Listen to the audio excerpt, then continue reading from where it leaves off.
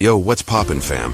The US is on storm watch. Hurricane Erin just put North Carolina in a state of emergency. Beaches closed, crazy waves, and yep, flooding everywhere. And here's the thing, floods don't just wreck houses. Cars get totally trashed too.